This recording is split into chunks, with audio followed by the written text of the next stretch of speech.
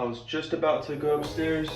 I was gonna get some sleep. I used the bathroom. What do you know? Toilet is stocked up. Oh no! The first step is to figure out where the line is stocked up. Is it just the toilet? Is it this whole bathroom? Is it the whole entire house that's backed up? We're gonna run a fixture that is inside the bathroom. I'll even stop it up, let it fill all the way, and then I'll dump it.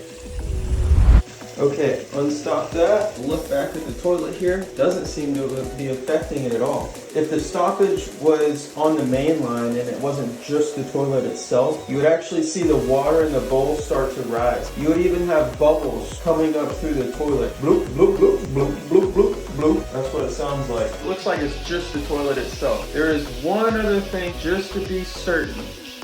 Hey, I wasn't kidding. It really is bedtime. It's raining out here too. I'm gonna come to the clean out that is just outside my house. And I can see the water from the sink coming down this clean out. That means that it's not the whole bathroom that's backed up, it's just that one toilet. Now I'm sure you're pretty excited to see how I'm gonna clear this toilet. I'm the expert, right? Well, I am. That's why I'm gonna clear this the lazy way. I'm gonna give it one more flush. I'm gonna push the handle down. Now I'm gonna hold it until it stops flushing.